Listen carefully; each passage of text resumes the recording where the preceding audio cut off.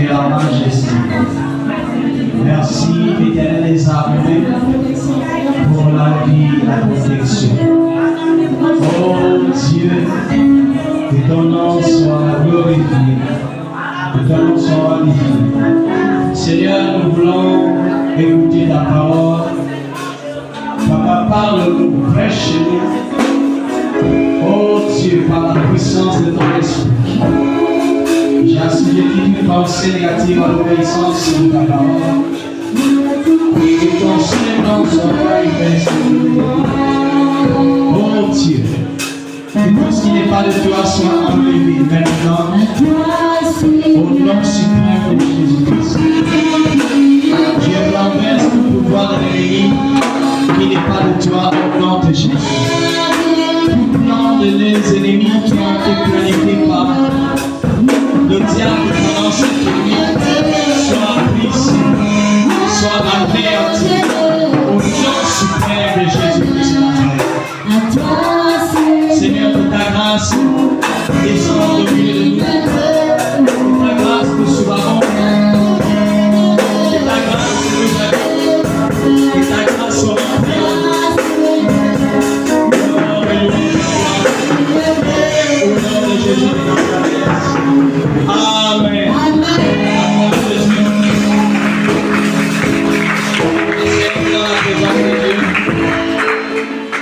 Alléluia.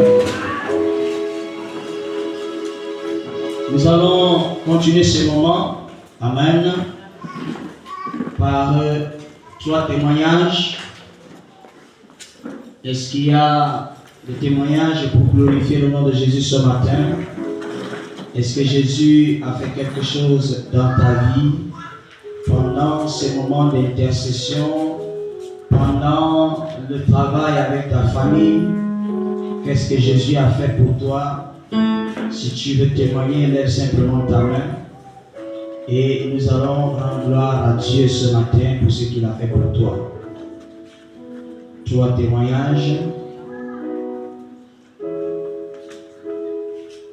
Gloire à Jésus. Nous bénissons le Seigneur pour ta vie ce matin. Amen.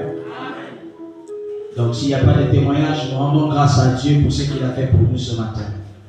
Alléluia. Ça tombe aussi bien, comme ça on va accélérer rapidement l'enseignement de ce matin. Alors, nous allons, commencer d'abord. Il a été démontré, c'est dommage et c'est triste parce que la Bible dit que quand on est dans la maison du Seigneur, on est heureux et joyeux. Amen. La Bible dit que un an passé hors du Seigneur, c'est comme si j'avais fait 1000 ans ailleurs. Donc, autrement dit, le contraire, c'est un an dans le Seigneur, c'est 1000 ans dans sa présence. Amen. Donc, il est souvent bon d'être dans la présence de Dieu. Je peux être dans la présence de Dieu 24 heures sur 24 lorsque Dieu veut vraiment que je sois à ses côtés. Parce que je sais que être dans sa présence, c'est bénéfique pour moi. Amen. C'est aussi bénéfique pour toi. Donc il a été démontré que après la prédication, il est difficile aux gens d'écouter les annonces. Amen. Parce que d'aucuns sont fatigués, d'aucuns sont en train de murmurer que le culte dure. Alléluia. Donc exceptionnellement ce matin, à la communication, est-ce qu'il y a les annonces là-bas? Donc donnez le micro au responsable de la communication pour nous donner les annonces tout de suite. Alléluia. Shalom tout le monde. Bien, je vais commencer par la toute première. C'est la réunion après le culte. Toutes les femmes doivent rester.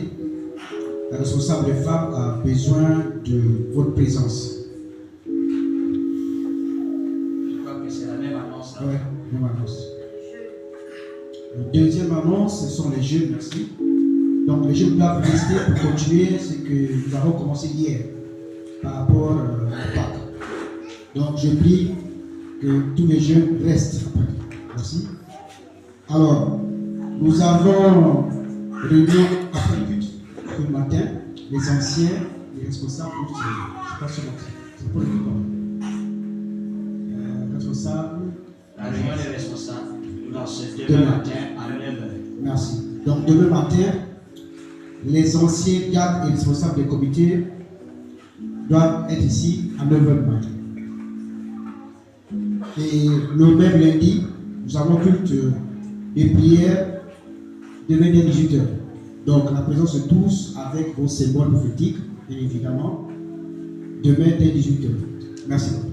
Amen. Je vais ajouter à ces annonces que nous aurons séminaire la semaine prochaine, du 7 au 14. Amen. Du 7 au 14, nous avons séminaire. Un séminaire d'enseignement sur la Pâque. Amen. Et le dimanche 14, nous avons un culte d'action de grâce. Amen. Donc chaque famille, chaque personne va se préparer pour ces actions de grâce en cette période de Pâques. Alléluia. Vous savez que la Pâque, c'est la saison de la résurrection. Amen. Et le même dimanche 14, nous allons célébrer en mangeant, en buvant. Amen. Donc les femmes vont apporter la nourriture et les hommes vont apporter la boisson. Et comme il n'y a pas assez des hommes, s'il y a des femmes qui sont inspirées aussi pour apporter la boisson, gloire à Dieu. Mais pas le vin, même pas 1%. Amen. Et nous aurons la Sainte-Sainte. Bien évidemment, le 13, nous avons baptême. Alléluia. Et le 12, il y a veillée de prière ici avec tous les baptisés et les anciens. Amen. Et comme autre annonce, aujourd'hui c'est le dernier passage, une âme, une chaise. Amen. Il y a d'autres qui ont dit que est-ce que c'est pas possible le dimanche prochain? C'est possible, tu peux amener. Alléluia. Donc, aujourd'hui et dimanche prochain, une âme, une chaise. Ceux qui ont amené les chaises, tout à l'heure on va prier. Amen. Après le mois d'avril, nous rentrons dans une âme, une chaise pour les enfants. Alléluia. Donc, tu peux déjà commencer à acheter avant la fin du mois d'avril. Alléluia. Ça va? Je crois que c'est ce qu'il y avait comme annonce. Oui, merci maman. Et le dimanche 14, c'est le dimanche que nous portons notre bleu ciel. Est-ce que quelqu'un comprend? Donc tu peux déjà chercher ton bleu ciel. T-shirt, chemise, ensemble, peu importe. L'essentiel c'est que tu sois en bleu ciel. Alléluia. Pour le dimanche 14. Ça va? Amen. Ce n'est pas pour ce dimanche, pour le dimanche prochain. Le dimanche 14, le jour que tu viendras faire l'agapé. Donc, les mêmes annonces, adressez-les aussi au niveau de la cellule. Amen. Donc, la réunion de demain, à partir de 9h, nous sommes déjà là. Nous commençons à 9h30, autour à 10h pour les temps d'intercession. Alléluia. Et pour ces temps d'intercession, l'ancien papa Olivier va diriger ces temps de prière. Amen. Nous allons attendre les retardataires au plus tard à 10h. Alléluia. Mais si nous sommes là avant 10h, on commence le temps de prière. Amen. C'est une réunion très importante. Vous avez vu dans le message que j'ai envoyé, la présence de tous est des rigueurs. Amen. Parce qu'il y a beaucoup de choses que je dois m'entretenir avec vous. Une pensée divine très sérieuse. Amen, amen. Ok, bénissons le Seigneur pour cela. Seigneur, nous te bénissons, nous te rendons toute la gloire. Merci Papa Adonai, toi qui nous fais grâce ce matin pour ces annonces. Permets que Seigneur nous puissions les retenir et marcher au pas pour que cela s'accomplisse et pour que cela arrive tel que tu as décidé dans nos vies. Seigneur, nous voulons accomplir ta volonté, nous voulons marcher selon tes principes, nous voulons marcher selon tes orientations. Que toute la gloire, l'honneur te revienne. Au nom suprême et puissant de Jésus, que nous avons ici prié et nous disons tous Amen. Acclame Jésus.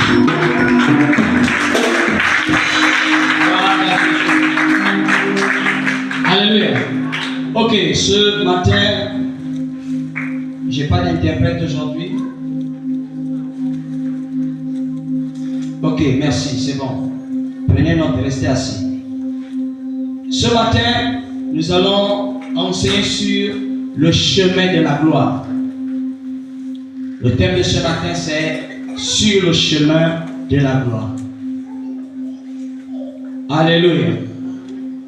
Sur le chemin de la gloire. Nous voulons vivre la gloire de Dieu. Et pour vivre la gloire de Dieu, il y a des choses qui doivent nous amener à la gloire de Dieu. Alléluia. Et nous avons un seul texte que nous allons lire ce matin. Marc chapitre 10 à partir du verset 35. Lis-nous cette parole. Je lis la parole de Dieu dans Marc 10 à partir du verset 35. Oui. Les fils de Zébédée, Jacques et Jean s'approchèrent de Jésus. Et lui dirent, Oui. Maître, nous voudrions que tu fasses pour nous ce que nous te demanderons. Oui. Il leur dit, que voulez-vous que je fasse pour vous? Que voulez-vous que je fasse pour vous? Accorde-nous, lui dirent-ils, d'être assis l'un à ta droite et l'autre à ta gauche quand tu seras dans ta gloire. Amen. Amen. Arrête-toi d'abord là. Nous avons deux serviteurs de Dieu. Amen. Qui voient la gloire de Dieu chaque jour. Qui voient la manifestation de Dieu chaque jour. Qui voient le mouvement de l'Esprit chaque jour. Celui qu'on appelle Jésus à cette époque. Amen. Et à notre époque, c'est le Saint-Esprit. Et la Bible dit quoi? La Bible dit que les deux serviteurs de Dieu se sont rapprochés de Jésus-Christ. C'est comme toi et moi, lorsqu'on accepte le Seigneur, si je pose la question ici, qui veut vivre dans la gloire de Dieu? Nous tous, nous allons quasiment lever nos mains. Qui veut contempler la gloire de Dieu? On va tous lever les mains. Qui veut recevoir l'onction de Dieu? On va tous lever nos mains. Qui veut opérer dans la dimension surnaturelle? Nous allons tous quoi? Élever nos mains. Personne ne va dire qu'il ne veut pas. Tout le monde veut vivre la gloire de Dieu. Peu importe. Alléluia. Amen. Donc c'est normal qu'il vienne poser la question à Jésus. Et Jésus leur dit ceci. Donc ils disent à Jésus, est-ce que tu peux faire quelque chose pour nous? Amen. Amen. Jésus dit oui, qu'est-ce que vous voulez? Amen. Amen. Dis à ton voisin, qu'est-ce que tu veux que Jésus fasse pour toi? Qu'est-ce que tu veux que Jésus fasse pour toi? Et Jésus, ils disent à Jésus, non, Jésus, nous, ce qu'on veut. On veut, mon frère et moi, un, à ta droite. Amen. Amen. Qui est le symbole du pouvoir. Alléluia. Amen. Et l'autre, à ta gauche, qui est le symbole de l'amour, celui qui reçoit. Parce que notre cœur est à gauche, qui est le symbole de l'amour. Quelqu'un comprend? Et Jésus, ça va leur dire ceci. Continue la suite, écoute ce que Jésus leur dit. Jésus leur répondit. Oui. Vous ne savez ce que vous demandez. Ça veut dire, vous ne connaissez pas ce que vous êtes en train de demander. Tu demandes la gloire de Dieu. Est-ce que tu connais la gloire de Dieu? Tu demandes l'onction de Dieu. Est-ce que tu connais l'onction de Dieu? Tu demandes la bénédiction. Est-ce que tu connais la bénédiction? Amen. Amen. Dis à ton voisin, on ne demande pas ce qu'on ne connaît pas. On ne demande pas ce qu'on ne connaît pas. Amen. Dis-lui encore, voisin. Voisin, Ce que tu demandes là, ce que tu demandes là, est-ce que tu connais cela véritablement? est-ce que tu connais cela véritablement? Amen. Est-ce que tu connais ça? Tu demandes le travail, est-ce que tu connais travailler? Est-ce que tu connais le travail? Tu demandes la responsabilité, est-ce que tu connais la responsabilité? Tu demandes le mariage, est-ce que tu connais le mariage? Tu demandes l'onction, est-ce que tu connais l'onction? Tu ne peux pas demander quelque chose que tu ne connais pas. Parce que si tu demandes quelque chose que tu ne connais pas, quand la chose là va arriver, soit elle va te tuer, soit elle va te rabaisser encore.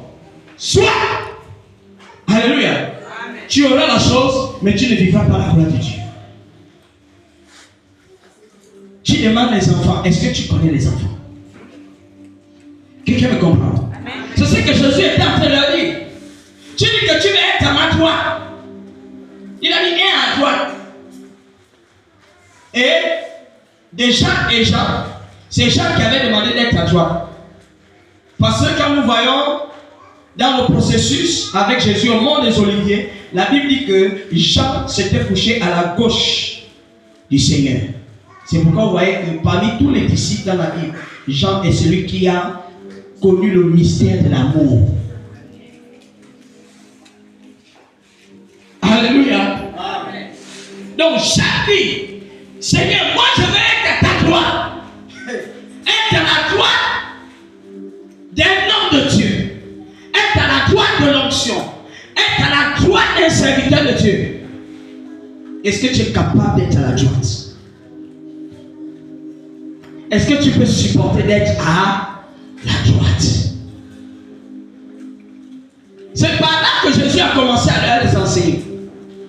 Tu veux être à ma droite, mais est-ce que tu peux supporter d'être à ma droite? Le côté que tu demandes là, l'endroit que tu demandes là, est-ce que si on te met là-bas, tu vas supporter ça? Amen. L'autre a dit, Seigneur, moi je vais être à ta gauche. Est-ce que tu peux supporter l'amour? 1 Corinthiens 13.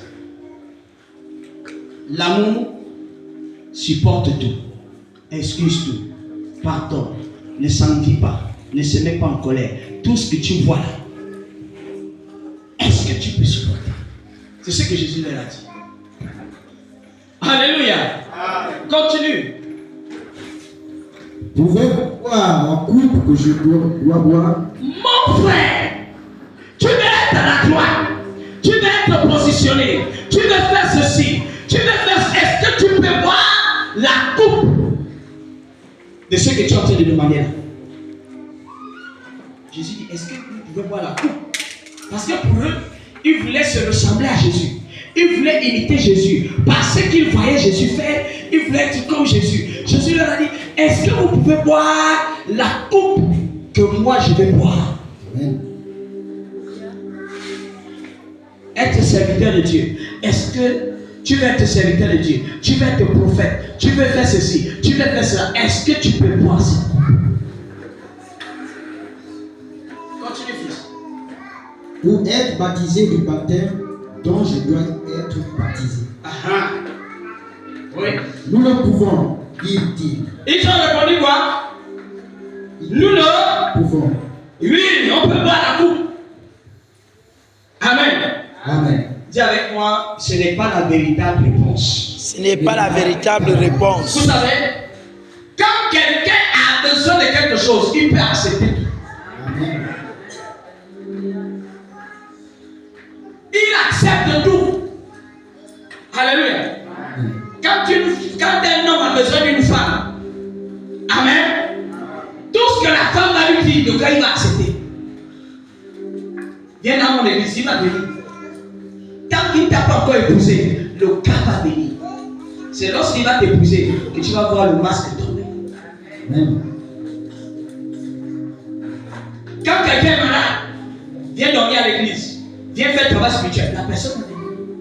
Mais dès que la guérison va arriver, c'est là où tu vas voir le masque tomber. Les gars, ça veut dire que leur réponse n'était pas une réponse sincère. Parce qu'ils ne connaissaient pas ce qu'ils étaient en train de demander. Leur réponse, c'était à cause de la situation. Amen. Il y a des gens qui répondent à cause de la douleur. Amen.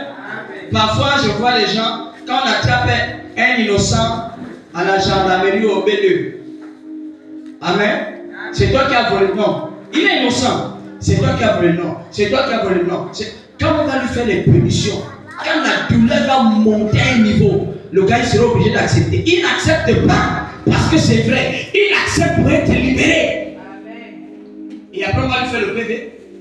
Il a reconnu avoir volé. Oh, c'est pas lui qui a volé. Mais c'est la douleur qui l'a entraîné à accepter. Donc il y a des gens comme ça parmi nous. Il y a des gens qui acceptent des choses parce qu'ils veulent la chose. Ils n'acceptent pas parce qu'ils ne voient pas les contours. Ils n'acceptent pas parce qu'ils ne connaissent pas ce qu'ils veulent accepter. Mais ils acceptent parce qu'ils voient. Les gars ont vu Jésus opérer des miracles. Ils ont vu Jésus marcher sur les eaux. Ils ont vu Jésus parler à un démon et le démon est parti. Ils ont vu Jésus prier pour un aveugle et l'aveugle l'a vu. Les gars ont dit non, on a besoin de ça. Et Jésus lui a dit, mon frère, ça ne s'arrête pas là. Est-ce que tu es capable de supporter ce que tu demandes? Je veux vivre la gloire de Dieu. Amen. Mais est-ce que tu peux supporter la gloire de Dieu si elle descend? Amen. Est-ce que vous pouvez voir la coupe? Les gars ont dit, oui Seigneur, on peut voir. Continuez. Et que vous serez baptisés du baptême dont je dois être baptisé. Oui.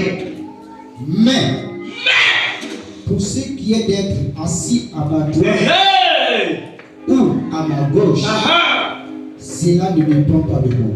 Comment ça? Et ne serait donné qu'à ceux à qui cela est réservé. Comment ça?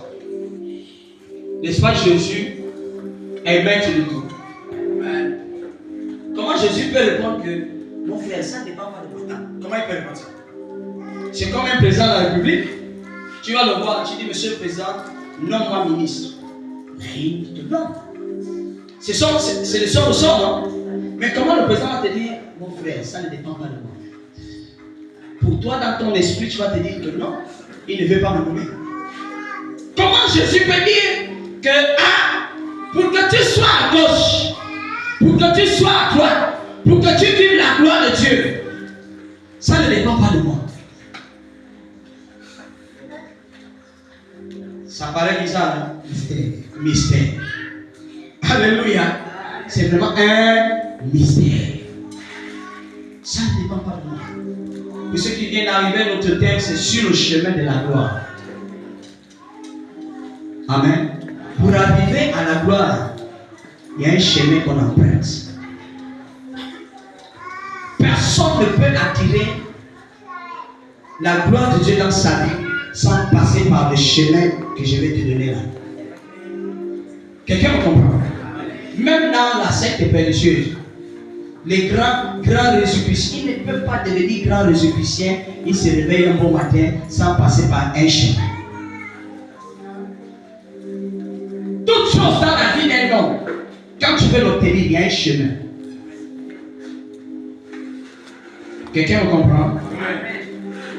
Jésus dit, ça ne dépend pas de moi. Pourquoi? Parce qu'il est en train de leur dire, la gloire de Dieu dans la ne dépend pas de Dieu. Pourquoi? Parce que la gloire est déjà disposée. Ce n'est pas une promesse. C'est quelque chose qui est déjà acquise. Mais maintenant, la gloire que tu cherches dépendra de toi, de la manière, le chemin que tu vas emprunter, la manière que tu vas faire, la manière que tu vas réfléchir, la manière que tu vas parler. C'est cette manière qui va faire en sorte que tu rentres dans la gloire. Amen. C'est ce que Jésus est en train de dire.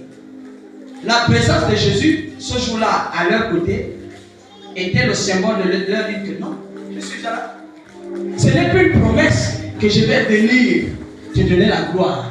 Mais comme je suis là, la gloire est là. Est-ce que tu ne la vois pas? Elle est là. Sauf si tu ne vois pas la gloire. Amen. Mais la gloire est là. Et Jésus a dit, tu dépends maintenant. Dis voisin. Voici. Tout dépend de toi. Tout dépend de toi. Amen. Maintenant, regarde le chemin que tu dois emprunter. Sur le chemin de la gloire, je peux appeler ça, il y a des stations, mais il y a des quartiers. Amen. Des quartiers d'habitation. La première chose, sur ton chemin de gloire, et j'ai compris cela ce matin, qu'il y a des gens qui s'arrêtent, je vais te dire ça plus tard, à 2 ou 3 niveaux. Le premier niveau, c'est le niveau de la formation. Amen. Lorsque Jésus est né, il a grandi. Alléluia. Et quand Jésus a grandi, parce que c'est notre modèle ce matin, c'est pourquoi Jésus a dit, est-ce que tu peux voir la coupe? La coupe que moi j'ai bu. Si tu réussis à voir cette coupe, tu vivras la gloire que moi aussi j'ai vécu au nom de Jésus. Le premier niveau, c'est le niveau de la formation. Quand Jésus est né, la première formation que Jésus a reçue, elle était d'abord céleste. Depuis le ventre de sa mère. C'est ça le mystère. Spirituellement, il a été formé. Alléluia. Et après sa naissance, Jésus a été formé par son père Joseph. Joseph était charpent et Jésus aussi était charpent. Et la formation veut dire donner la forme qu'il faut pour rentrer dans la gloire de Dieu. Si tu veux rentrer dans la gloire de Dieu, ou si tu veux vivre la gloire de Dieu, ou si tu veux que la gloire de Dieu soit manifeste dans ta vie, accepte d'être formé. Maintenant, la question que je te pose, es-tu formable? Ne dis pas Amen pour dire. Mais Amen veut dire que oui, c'est vrai, je suis formable. Quelqu'un comprend? Est-ce que nous sommes formables? Jésus a trouvé son Père qui a été formé dans la charpenterie. Amen. Et le Père a transmis à son Fils Jésus la formation de charpentier. Il lui a donné cette formation parce qu'il savait que tôt ou tard, ça devait lui servir. À l'école, on donne une formation. À la maison, on donne une formation. Le père aussi donne une formation. La mère donne une formation. Ça là, ce n'est pas pour t'en servir. Ce n'est pas pour savoir prier. Amen. À l'école, on te forme pour être intellectuel. À l'école, on te forme pour savoir lire la Bible. À l'école, on te forme pour que demain, si tu as le ministère, ne commence pas à compter sur les âmes. Alléluia. À l'école, on te forme pour construire ta maison demain. Parce que tu auras l'argent et l'argent va te permettre de faire quoi?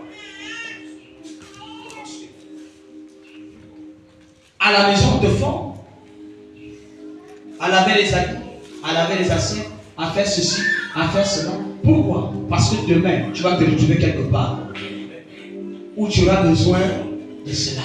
Pour que tu ne sois pas perdu, pour que tu ne sois pas ignorant. L'ignorance est une forme de sorcellerie. Alléluia. Mais regardez un peu Jésus-Christ. Jésus-Christ qui est Dieu. Alléluia. Je vais attirer ton attention sur l'humilité. Jésus-Christ qui est Dieu par excellence. Est-ce qu'il avait besoin de venir naître dans le ventre d'une femme? Non. Puisque quand il a créé l'homme n'était pas dans le ventre. Il a souvent dit, ainsi soit-il l'homme. Donc Jésus lui-même aussi, Dieu lui-même pouvait dire quoi? Il pouvait dire, ainsi soit-il, je deviens un homme mature déjà. Mais Jésus s'est fait petit.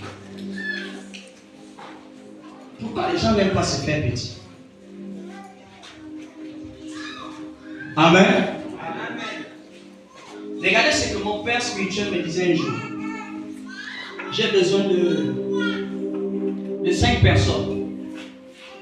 5 personnes, rapidement, pour illustrer ce que j'ai envie de faire. Voilà. Voilà. Ça fait 4. 5. Amen. Voilà 5 personnes. Voilà ce que mon père me disait. Et depuis que j'ai mis ça dans ma tête, je suis devenu ce que je suis aujourd'hui. Même si peut-être certains refusent de le croire, mais quelque part, on croit en ça. Mon père spirituel me disait ceci. Je prends par exemple Maman Yolande, c'est une femme humble. Amen. Donc, je prends par exemple, ici, voici l'orgueil. Amen. Il faut retenir. Voici la sagesse. Alléluia. Voici la connaissance. La sagesse et la connaissance sont différentes. Amen. Voici l'onction de miracle. Hein? Faut retenir. Et enfin, voici l'onction de guérison, ou bien de connaissance de la parole de Dieu. Amen. Elle qui a l'orgueil a quand même une connaissance. Amen. Elle a peut-être l'argent. Alléluia. Mais elle est tellement orgueilleuse. Elle ne peut pas se rabaisser parce qu'elle a l'argent. Amen. Maintenant, puisqu'elle ne peut pas se rabaisser, elle ne viendra jamais chez... Toi, c'est qui? Chez la sagesse. Elle ne viendra jamais chez la connaissance. Elle est tellement orgueilleuse. Elle est déjà arrivée. Elle ne viendra jamais chez l'onction de miracle. L'argent est capable de tout faire. Ni même la guérison. La connaissance de la parole de Dieu. Amen. Mais maintenant, lui qui est humble, il comprend qu'il a l'onction de guérison. Mais il n'a pas la sagesse. Il n'a pas l'argent. Il n'a pas le miracle. Il n'a pas la connaissance. Il a simplement l'onction de miracle. Et l'onction de guérison. Donc il fait un truc, quelqu'un guérit. Il fait un truc, quelqu'un guérit. Bon, maintenant il se trouve à une situation où tous les jours tu ne feras pas seulement les guérisons. Maintenant tu as les projets d'aller loin. Dans son humilité, il fait quoi? Il se fait petit. Si tu continues à lire le texte là, jusqu'à la fin, tu vas comprendre comment Jésus dit que c'est lui qui va être grand, qui soit le serviteur des autres. Celui qui va être élevé, celui qui va être célèbre, celui qui va être public, celui qui veut qu'on l'acclame, qui commence à être petit. Maintenant regarde, lui il a compris le secret. Il se rabaisse, il arrive chez l'onction de miracle. Parce qu'à un moment donné, il a compris qu'il a fait les guérisons, mais il y a des gens qui se sont présentés devant lui qui ont dit ça fait longtemps que je n'enfante pas, ou bien je n'ai jamais enfanté, hein? Je n'ai jamais enfanté, tel est au coma, et puis ça fait 10 ans qu'il est au coma, et il est arrivé là, mais lui il a la guérison, mais il n'a pas le miracle. Il y a une femme qui est stérile. Amen. Mais tu fais comment? Seigneur, guéris-la, parce que c'est ton onction. Alors il fait la rencontre de celui qui a le miracle. Il arrive ici. Il dit, miracle, enseigne-moi ce que Dieu a mis en toi pour réussir. Miracle enseigne. Mets-toi derrière lui. Non, mets-toi derrière lui. Paf. Actuellement, il a déjà 2 onctions. Hein? Il a ce que Dieu a déposé en lui, plus ce que Dieu a déposé en celui-là qu'il a transmis. Écoutez bien. Il continue son ministère. Il arrive, miracle. Il arrive, guérison. L'homme de Dieu, c'est quoi? Mais, il est arrivé quelque part. Oui, homme de Dieu. Ouais, bon, tu as l'onction, tu guéris les malades, mais explique-moi un peu. Que veut dire Jésus alla au mont des Oliviers?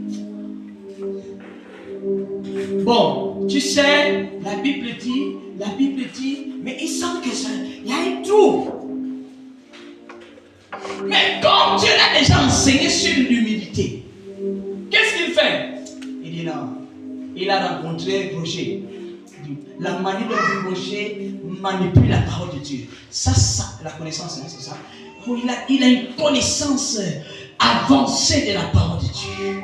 Oh, il me donne la soif de découvrir la parole. Il faut que je demande à Roger comment il a fait pour rentrer dans cette dimension. Alors il arrive chez Roger. Il dit, Roger, enseigne-moi. Roger dit, oh mon frère, tu es pasteur et puis tu viens encore vers moi. Il dit, mon frère, je n'ai que le miracle et la guérison, mais je n'ai pas la connaissance de la parole de Dieu. Roger l'enseigne. Et quand Roger finit d'enseigner, place-toi là. Il a 3 personnes.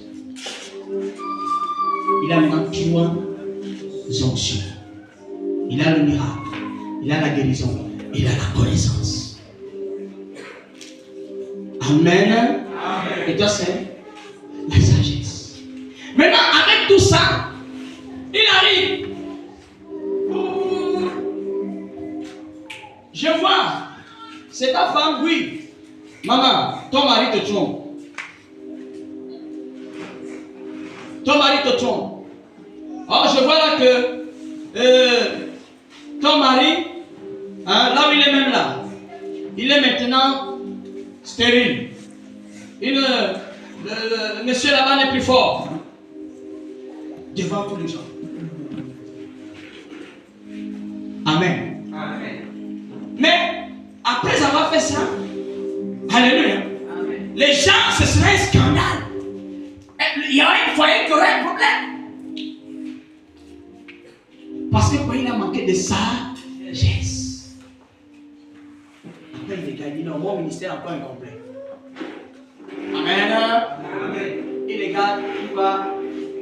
Celui qui a l'onction de la sagesse, il fait la même chose. Place-toi derrière. Quand il tient maintenant des problèmes, ça met sagesse. Alléluia. Amen. Avec ça veut dire la sagesse divine, pas la sagesse des hommes. La sagesse des hommes, c'est le nombre d'expériences, de choses que tu as vécues et puis que tu donnes. Mais la sagesse divine, c'est quoi? C'est à l'instant que souvent un problème, à l'instant, la lumière jaillit et tu donnes une orientation de vie. Donc, le gars, il devient maintenant un gars où tout le monde vient vers lui. Papa Olivier, je ne regarde pas cette situation. Il devient un salaud mort. Quelqu'un me comprend? Et il a l'onction de guérison, l'onction de miracle, l'onction de sagesse, l'onction de la connaissance.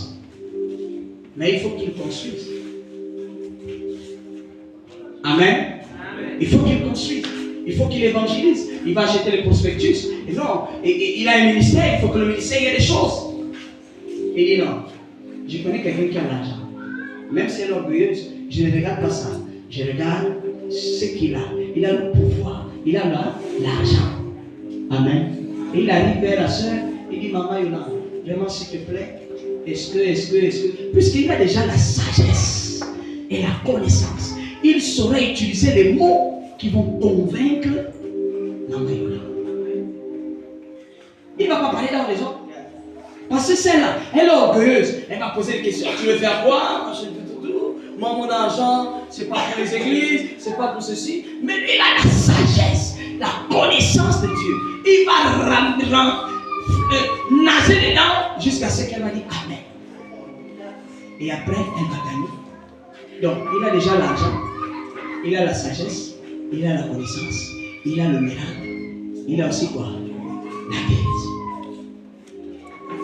Mais elle qui était orgueilleuse, regardez comment elle est seule. Elle a souvent l'argent. Hein? Elle arrive là. Peuple de Dieu. Voilà quelqu'un qui a le cancer. Elle prend 10 000. Au nom de Jésus, sois guéri du cancer.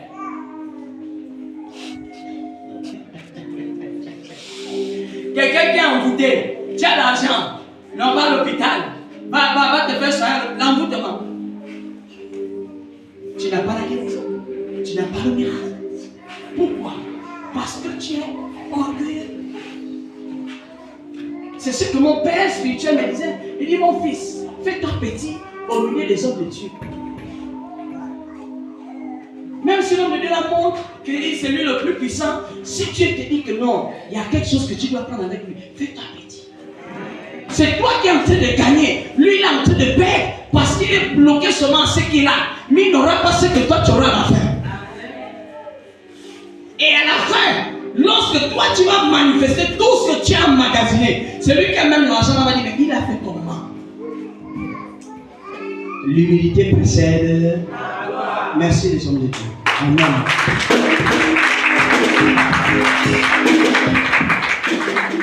Ça veut dire quoi? Il faut accepter d'être formé. Il faut qu'on te donne la forme qui correspond à la gloire de Dieu qui doit arriver dans ta vie. Si tu n'acceptes pas d'être formé, tu ne pourras pas arriver là-bas. Jésus qui est Dieu a accepté que son Père le forme. Amen. Amen. Monte sur le toit. Donne-moi ceci. Va scier. Va faire ceci. Mon fils, quand tu vois comme ça, que le doigt fait ça, toi tu fais comme ça, toi tu poses comme ça. Il lui a enseigné. Et après, Jésus allait être enseigné dans le temple. La Bible dit qu'il passait les journées au temple, dans la présence des sacrificateurs. La Bible dit que Samuel grandissait en esprit, en puissance, par la présence auprès d'Élie. Tu ne peux pas grandir spirituellement si tu n'es pas en présence d'un Élie. Tu ne peux pas grandir spirituellement si tu n'as pas un encadrement spirituel. Ce n'est pas l'argent qui va te faire grandir spirituellement. C'est l'orgueil qui va te tuer. L'école que nous avons dans Nazareth, c'est l'école Élie et Élisée. Non, on n'a pas d'école de théologie. Quand on dit qu'il y a une école où on envoie les gens de Dieu là-bas. Amen. Mais cela n'empêche pas que si quelqu'un Je vais aller à l'école de théologie. Papa a dit qu'aujourd'hui, on ne retient plus. Mais la vision de notre ministère en matière de formation, c'est Élie et Élisée. Ça veut dire quoi? J'apprends à côté d'un homme de Dieu. Je vois comment il fait. Quand il prie pour les malades, je vois les cas de délivrance. La manière dont il discerne les démons. La manière dont il prie. Je vois comment il prêche. Je vois tout. Et après, regardez. Qu'est-ce qu'Élisée a fait? La Bible dit que quand Élie a été enlevé, c'était maintenant le temps d'Élisée. Élisée, quand il marchait avec Élie, ils sont arrivés aux eaux du Jourdain. Amen. Élie a pris son manteau. Élie était le père spirituel d'Élisée. Il a pris son manteau. Il a frappé sur les eaux du Jourdain. Les eaux ont séché. Et ils ont traversé. L'enfant a vu. Amen. Il a vu comment son père a frappé. Il a vu la manière. Il a vu comment le père, à quel niveau le bras était élevé. Il a vu à quelle manière il a frappé. Dans quel coin il a frappé. Il a traversé. Le père lui a dit, mon fils, tu as vu non? Oui, papa, j'ai vu. Et la Bible dit que lorsque Élie a été enlevé, le même manteau, le manteau de Dieu, le manteau de ton père ne peut pas descendre sur n'importe qui. Si quelqu'un croit que tu vas recevoir le manteau comme ça, alléluia, le manteau descend toujours sur le fils et non sur les fils. Sur le fils et non sur les fils. Je ne sais pas si quelqu'un comprend ce que je suis en train de dire. Le manteau descend sur le fils et non sur les fils. Le manteau localise le fils. Et le manteau, pour qu'il localise le fils, il faut que le fils soit toujours à côté de celui qui a le manteau. Donc quand Élie est parti, et pourtant il y avait les fils des prophètes là. Donc Élie avait une école des prophètes. Les autres étaient là. Donc quand Élie est parti, le manteau est descendu sur Élisée. Maintenant Élisée arrive. Il a été déjà formé sur le ministère prophétique. Quand il arrive, il dit, voilà le Jourdain. Mon papa, quand il avait frappé le Jourdain, là il applique l'enseignement, il applique la formation telle que son père lui a donné. Il n'invente rien, il ne fait rien de contraire de ce que le père a fait. Il dit, papa, le jour-là, j'avais vu, il a mis le pied ici. Il a enlevé les babouches. Je ne sais pas, j'imagine. Après, j'ai vu papa, ce jour-là, j'étais. Et j'ai vu papa, il a levé la main. Et il a levé ça en haut comme ça. Et ce jour-là, j'ai entendu les paroles que papa avait dites. Pour que le manteau exécute maintenant ce que moi je vais dire. Il faut que le manteau écoute et sache que c'est maintenant moi. Amen. Et il a dit, les eaux du Jourdain. Écoutez la prière d'Élisée. Dieu de mon Père, de la même manière que tu as utilisé mon Père m'a formé pour que je prenne la relève. Maintenant, je te frappe et tu vas sécher.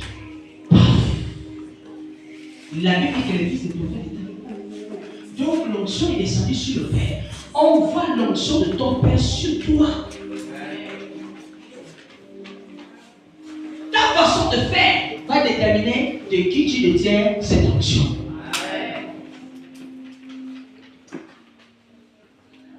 Amen. À un moment donné, quand tu prêches, oh, là, on sent que c'est vraiment. Quelqu'un me comprend? Amen, amen. Donc, Jésus a été formé pour entrer dans le ministère.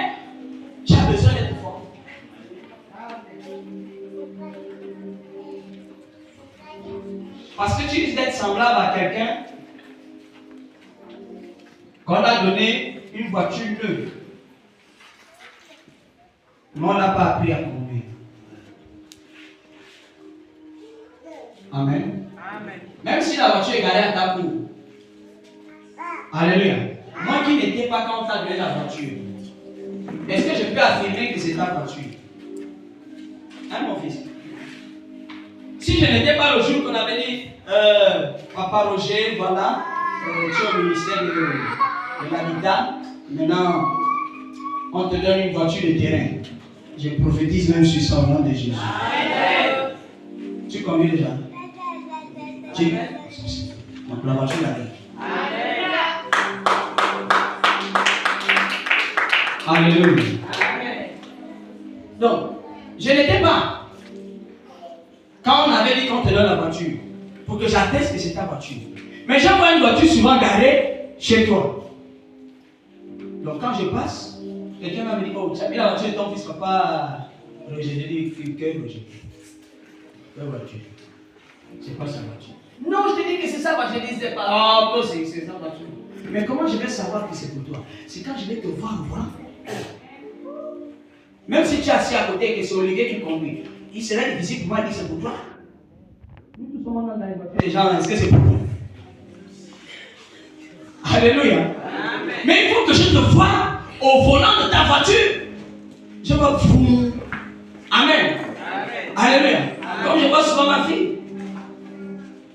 Quand elle passe avec sa voiture, même si je n'ai pas vu qu'elle était au volant, quand je vois la voiture passer, je dis ça c'est ma fille qui passe. Amen. Sauf si après quand je peux regarder, bon, c'est son mari qui conduit aujourd'hui. Amen. Amen. Mais je sais que quand ça passe, c'est sa voiture parce que je l'ai déjà vu au volant. C'est comme ça aussi que si tu as un ministère sans formation, tu pars en mariage sans formation, tu fais ceci sans formation, sans connaissance, c'est comme si on t'a donné une voiture que tu ne connais pas conduire. Et le jour que tu vas faire l'orgueil de dire que tu t'aimes la voiture là, c'est là où tu vas cogner la maison de Dieu. Alors moi, en tout cas, je n'ai plus besoin d'être formé, j'ai déjà ma voiture. Ah! Tu vas cogner la maison. Alléluia. Amen. Donc Jésus, là nous sommes en train de prêcher sur le chemin de la gloire. Il te faut une formation pour que la gloire de Dieu arrive à toi. Sinon, quand la gloire de Dieu va arriver, comment tu vas maintenir la gloire de Dieu? Comment tu vas gérer? Est-ce que tu sais qu'il y a des gens que Dieu a bénis et après ils sont devenus minables parce qu'ils n'ont pas su gérer la bénédiction que Dieu a déversée dans leur vie? Mon frère, si Dieu te donne 100 millions et que tu ne sais pas gérer l'argent là, tu vas mourir pauvre à vie, tu seras pauvre pour le monde. Quelqu'un comprend? Tu seras pauvre pour le monde. Si Dieu te donne une femme sans formation, mon frère, le mariage là va se casser. Et certainement c'est la bonne femme que Dieu t'a donnée. Mais tu vas la chasser à cause de ton comportement.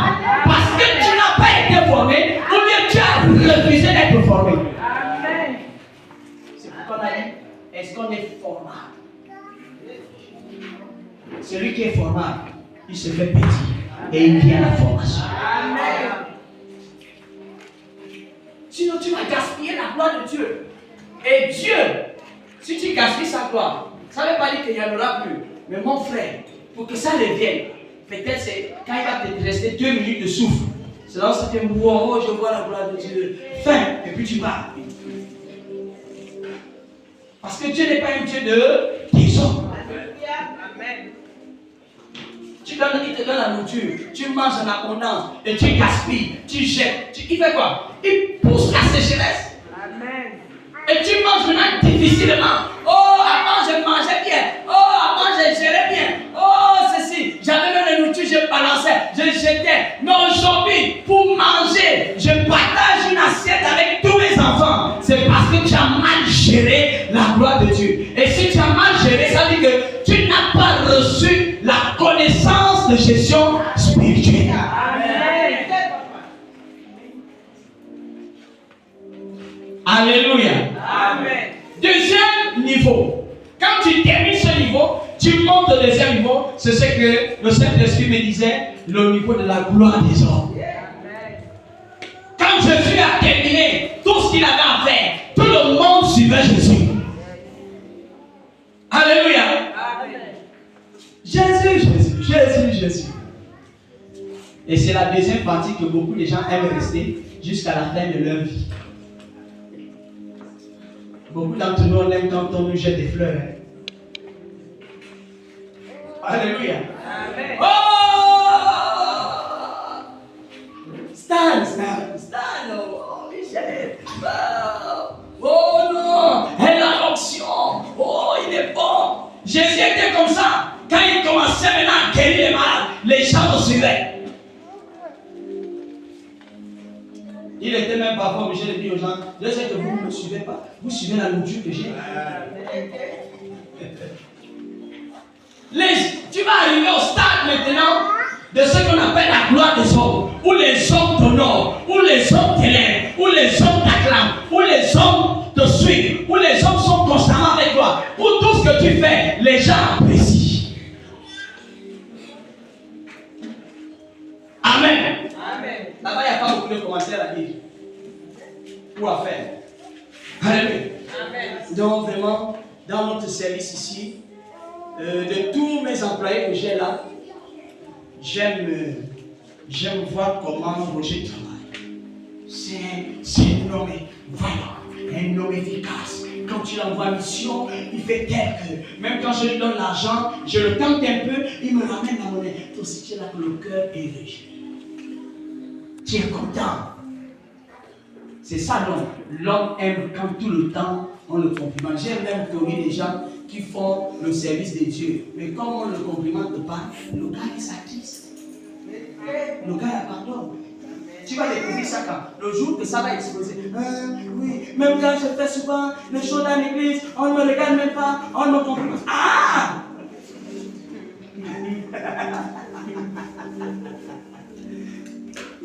Tous les jours même, je fais souvent, j'arrive à la maison chez papa, quand je sors de chez lui, je lui laisse là, mais jamais un jour papa a dit ma fille, sois bénie.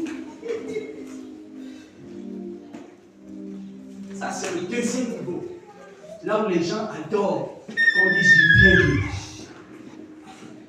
Amen. Amen. Dis avec moi la Jésus.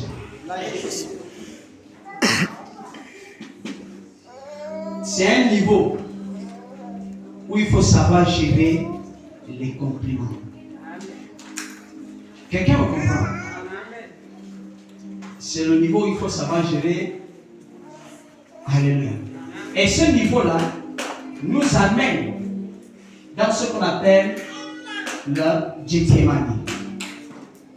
Gethsémani. Au mont des Oliviers. La Bible dit que quand Jésus est allé à Gethsémani, il est allé prier.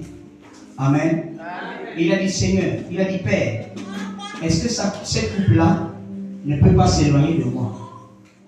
Tout compte fait, que ta volonté soit faite. Gethsémani est le symbole du lieu de décision. Quelle décision vas-tu prendre au moment où les gens vont t'élever? Est-ce que tu vas t'asseoir sur la montagne des compliments des hommes tous les jours? Amen. Amen. Quelle décision? C'est pourquoi Jésus a dit à ces deux frères-là que s'asseoir à mes côtés ne dépend pas de moi.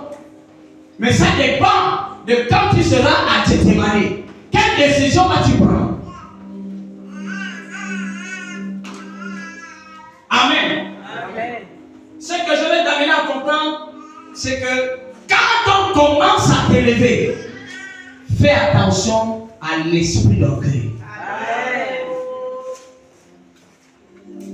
Quand on commence à t'élever, fais attention à l'esprit de supériorité. L'élévation, les acclamations des hommes appellent ces deux éléments-là. Hein? Alléluia. Faites très attention. Et c'est ma prière tous les jours.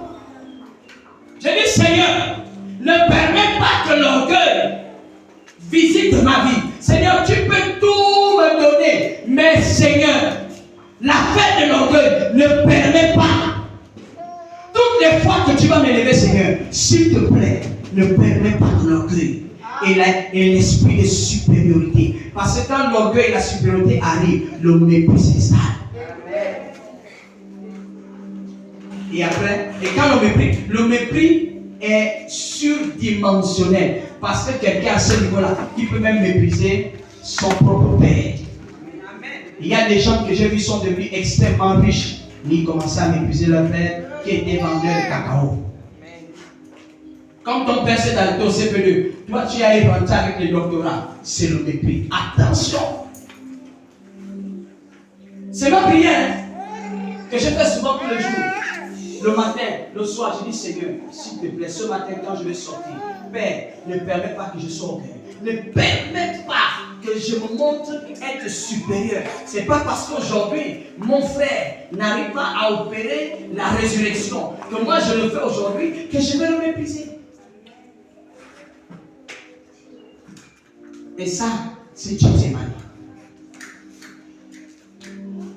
Alléluia. Ensuite, tu rentres au troisième niveau. C'est là où c'est grave. J'ai appelé ça avec le Saint-Esprit le niveau du calvaire. Est-ce que tu sais ce qui se passe au niveau du calvaire? C'est là où on va voir combien de fois, mon fils, tu es fort mentalement et spirituellement. Dans le niveau du calvaire, vous avez vu qu'il y avait le niveau de la gloire des hommes.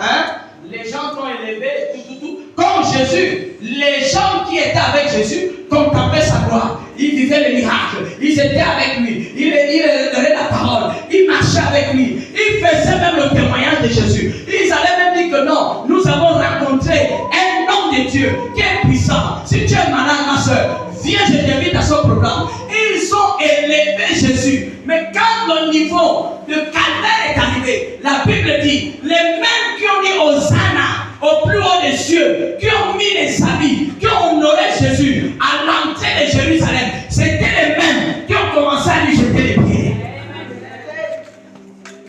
Le troisième niveau, ce sera le niveau où, mon frère, mon fils, les mêmes qui te supportent aujourd'hui, ce sont les mêmes qui vont te lancer les pieds.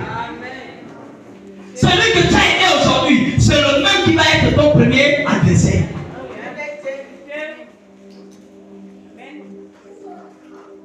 Le niveau de calvaire, c'est le niveau où on te méprise maintenant.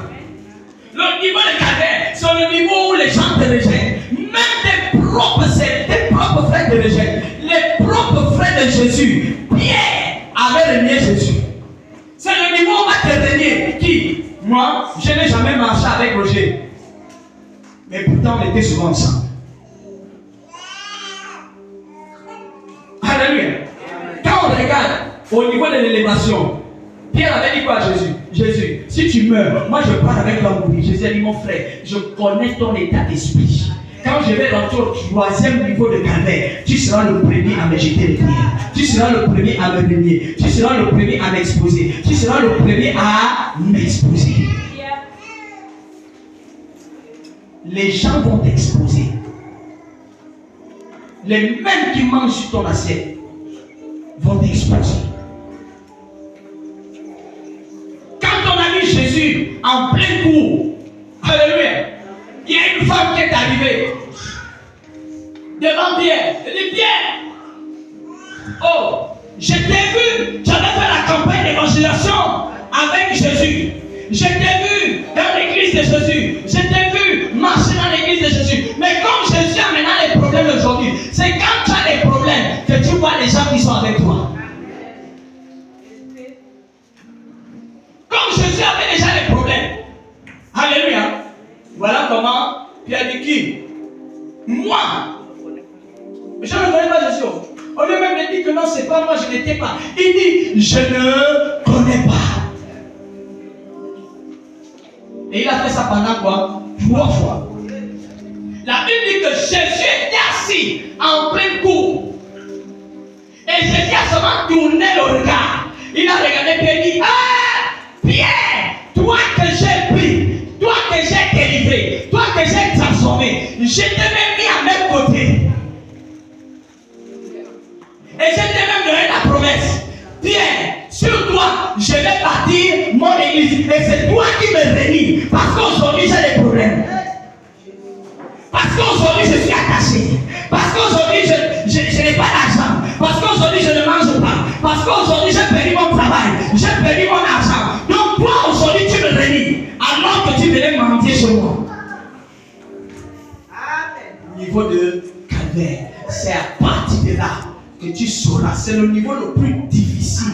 C'est là où la difficulté du ministère commence. Quand tout le monde te rejette et tu te retrouves seul sur ton ministère. Quelqu'un me comprend?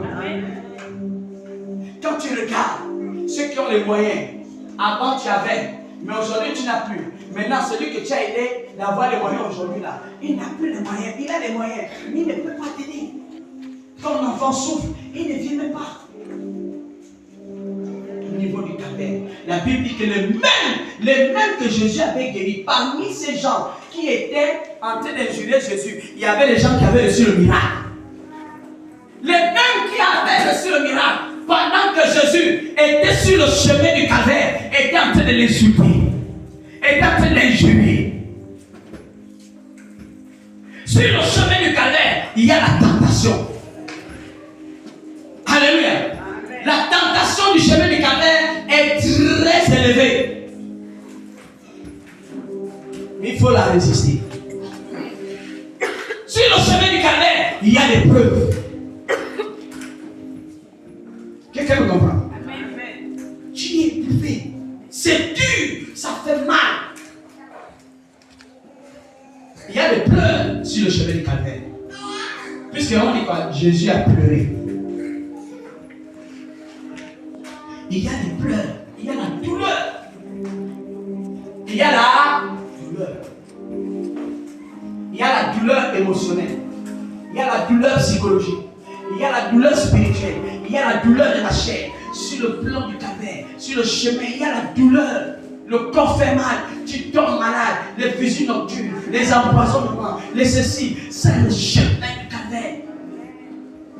Il y a la déception, choc psychologique, où tu fais confiance à quelqu'un, la personne fait quoi? Ce qu'on appelle en loi, l'abus de confiance sur le chemin du calvaire.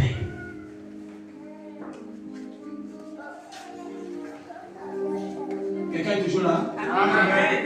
Vous terminez bientôt l'enseignement. Amen. Amen.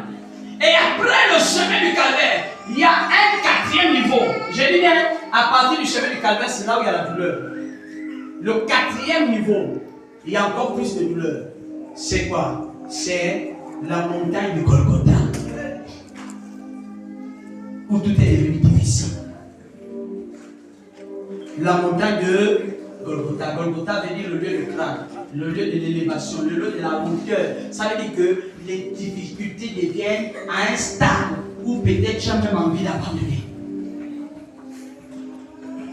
Alléluia. Amen. Et quand j'ai compris ces choses, il y a des situations où parfois quand je suis comme ça, je dis Seigneur, non, là je jette des poches. Je n'en peux plus. Amen. Amen. Mais, puisque je fais confiance en ce Dieu-là, il y a toujours une parole pour me dire, tiens le bon. Il y a des moments où tu veux abandonner, tu veux renoncer, tu veux jeter les portes, tu veux claquer la porte. Là, sache que tu es déjà en train de gravir le Golgotha. Et quand tu arrives au sommet du Golgotha, là-bas, ça copie, c'est le lieu où on a crucifié Jésus. Tu vas arriver à un niveau où on va te crucifier. Amen. Amen. Les soldats ont crucifié Jésus. Alléluia. Amen. Où on va te crucifier? Les accusations qui vont jaillir dans ta vie. On va t'accuser de tout et de rien. Ça va jaillir dans ta vie. Le voisin va t'accuser.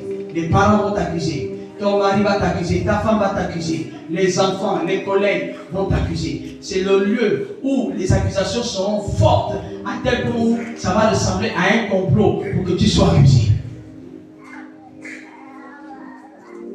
Et au sommet du Golgotha, il y a ce qu'on appelle la couronne d'épines.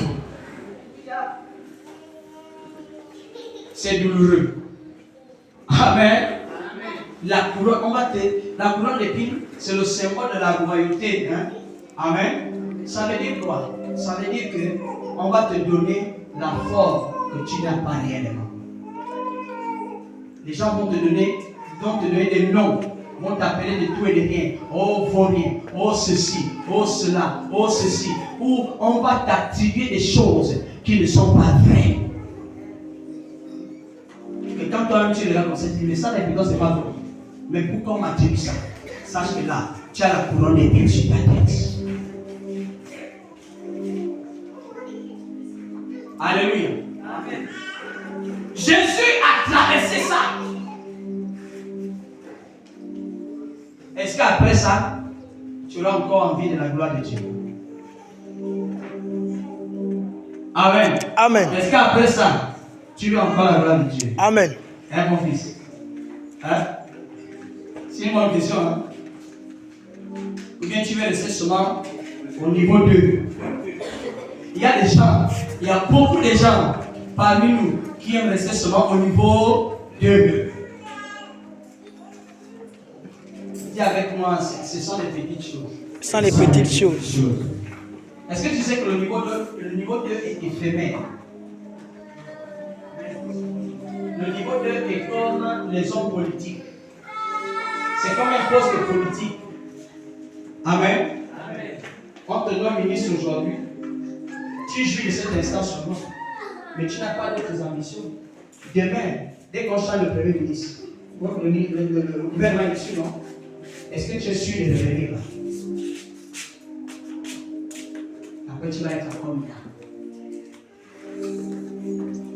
C'est comme quand j'ai vu l'un de nos anciens ministres, quelqu'un qui était intouchable. Amen. Intouchable. Mais pour lui, il ne pensait pas que ça pouvait changer un jour. Mais quand ça a changé, je le vois lui et moi en train de discuter la place. Alléluia. Je le vois maintenant saluer les gens comme avant. Parce que quand quelqu'un est au niveau 2, pour lui, il ne voit pas l'avenir. Il n'a pas une projection pour rentrer dans là où on va arriver. La gloire de Dieu en question là, c'est la gloire terrestre et spirituelle. Or, le niveau 2, c'est seulement la gloire humaine, la gloire terrestre. Elle s'arrête là. Elle peut changer à n'importe quel moment. C'est pourquoi Jésus nous a amené, je ne sais plus quel est le verset qui dit, aidez-moi docteur, le verset qui dit que non, malheur à vous, si on ne fait que dire du bien de vous, malheur. Pourquoi Jésus va dire que c'est un malheur si on nous dit du bien? Parce que les mêmes qui nous disent du bien aujourd'hui là, parce qu'on leur fait du bien, demain ils seront les premiers à te dire du mal. Pour rien, il va te dire du mal. Pour rien, il va te faire du mal. Ça c'est pour les hommes. Or, la gloire céleste, alléluia, elle provient directement de Dieu. Là, l'homme ne peut pas changer ça. Cette gloire-là, même si l'homme parle, toi tu progresses. Cette gloire-là, même si on te fait des complots, toi tu avances. Cette gloire-là, si Dieu te fait asseoir en tant que directeur, personne, les ministres vont changer, les postes vont changer, ceci va changer. Toi, tu ne seras toujours là. Parce que ce ne vient pas d'un homme, mais ça vient de Dieu. Quelqu'un me comprend? Donc, Golgotha, c'était la souffrance. Là, on est à la 4e étape, c'est ça? 5e étape, c'est l'étape de la mort. Je ne parle pas de la mort physique. La Bible dit quoi? Jésus rendit l'âme. Est-ce qu'il est écrit que Jésus ou bien Dieu a repris l'âme? Jésus rendit l'âme. Pourquoi? Parce qu'il fallait qu'il passe à un autre niveau, le niveau de la mort. C'est quoi le niveau de la mort? Le fait de subir dans le 4e niveau, le niveau de la mort va t'amener à la dimension de l'insensibilité mondaine. Quelqu'un me comprend? Le niveau de la mort, c'est le niveau où Dieu t'amène pour tuer ta mentalité. Si aujourd'hui beaucoup de gens ratent dans leur vie, dans leur ministère, dans leur mission, c'est parce que la mentalité n'est pas tuée. Et quand on parle de mentalité, on parle du caractère, on parle du comportement, on parle de plusieurs choses. Il faut que Dieu tue ton comportement, il faut que Dieu tue ton caractère, il faut que Dieu tue ta façon de penser, ta façon de réfléchir. Il faut que ça meure. Alléluia. Si on veut refaire le moteur d'une voiture, on ne refait pas le moteur d'une voiture pendant que le moteur est dans la voiture.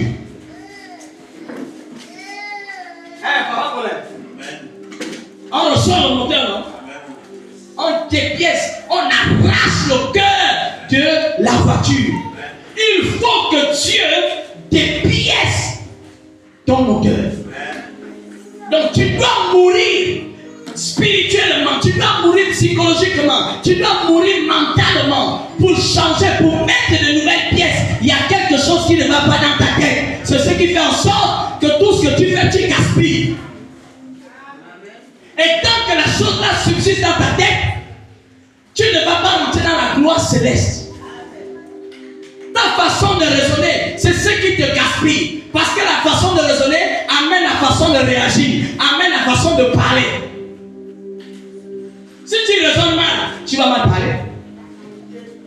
Et tu ne sauras pas que la parole que tu as libérée là, tu as tout gaspillé. Pourtant, c'est une simple parole, mais tu ne connais pas l'impact de cette parole. Ta façon de penser, ma fille, peut influencer ta façon de réagir. Pour toi, tu n'as rien fait.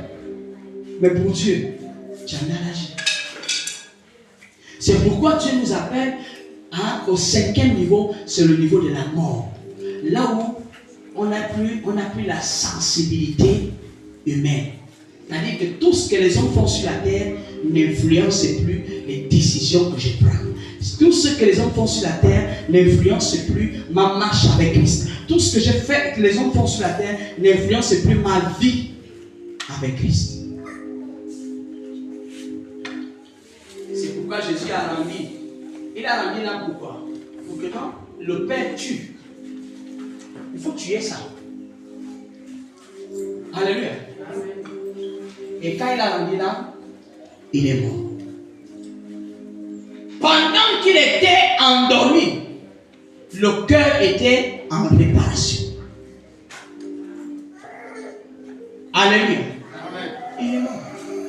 Et la Bible dit, wow, là on tombe maintenant à la manifestation puissante de la gloire de Dieu. Le ciel s'obscurcit. Alléluia. Le ciel s'obscurcit. La terre a commencé à trembler. Les choses ont commencé à se mettre en place. Parce que Jésus avait déjà parcouru les 5 niveaux. Tant que tu ne parcours pas les 5 niveaux, le ciel ne peut pas être en mouvement. La terre ne peut pas trembler. Quand la terre commence à trembler, par ta présence, ça veut dire que là tu deviens un être surnaturel. Tu n'es plus un homme ordinaire. Et la Bible dit quoi? L'onction de Dieu est descendue. Après tout ça, l'onction est descendue. Et quand l'onction est descendue, le 3e jour, plus rien ne peut pas arrêter encore Jésus. Qu'est-ce qui peut encore t'arrêter si tu franchis ces 4 niveaux?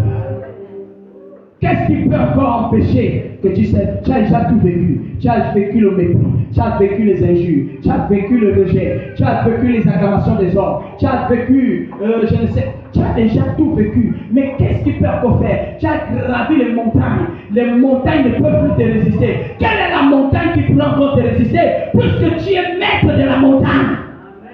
Quelle est la douleur que l'on peut encore provoquer en toi? Puisque tu as subi la crucifixion à Golgotha, à côté de Jésus. Quelle est la couronne d'épines qui peut encore te faire mal? Quelle est l'image qu'on peut encore te donner? Tu es la plus mauvaise, tu es la plus sorcière. On t'a déjà donné tous les noms, mais tu as vécu ça avec Jésus à la croix. À partir de là, quand tu sors de la tombe, on t'appelle ressuscité, on t'appelle résurrection. Quand quelqu'un reçoit l'onction de résurrection, plus rien ne lui fait mal. Quand quelqu'un reçoit l'onction de résurrection, plus rien ne l'empêche de rentrer dans la gloire de Dieu. Au contraire même, tous ceux qui t'attaquent au moment de la résurrection, tu dois avoir pitié d'eux. C'est pourquoi Jésus a dit, femme, ne pleurez pas pour moi, pleurez pour vos enfants, parce que moi je rentre dans la gloire de Dieu. Alors que vos enfants sont dans la douleur, vos enfants seront dans les problèmes. Moi je suis en train de rentrer dans la gloire de Dieu. Alléluia. Un jour j'ai écrit, comme ça me vient, dans les réseaux sociaux, j'ai écrit que celui qui fait mal à quelqu'un, il ne se rend pas service lui-même. Il se fait mal lui-même. C'est la dimension d'un ressuscité. Qu'est-ce qui peut encore me faire mal que je l'ai déjà reçu? Mais au contraire, si tu me fais mal, tu te fais mal à toi-même. Si on te fait du mal, la personne là elle-même se fait mal. Parce que tu as déjà franchi ces étapes. Et Jésus est sorti du tombeau. Quand Jésus était sorti du tombeau, la Bible dit que les gens l'ont vu. Il était tantôt visible et invisible. À ce moment, il devient omnipotent et omniprésent. Quand tu rentres à cette dimension, tu t'appelles maintenant une résurrection. À ce moment précis, tous ceux qui étaient morts derrière, regardez combien de fois aujourd'hui, Jésus avait reçu les acclamations des hommes. Mais regarde aujourd'hui les acclamations que Jésus a. Pendant que nous on prêche ici là, Jésus on le prêche à Bethany, on le prêche à Nazareth, on le prêche à Catholique, on le prêche chez les protestants, on le prêche au Cameroun, on le prêche au même moment, au même instant, partout à la fois. Avant Jésus n'avait que 12 disciples lorsqu'il était dans la gloire des hommes. Mais aujourd'hui, il a des milliers de disciples parce qu'il est rentré dans une autre dimension. Quand tu rentres dans cette dimension, tu deviens ce qu'on appelle un milliard.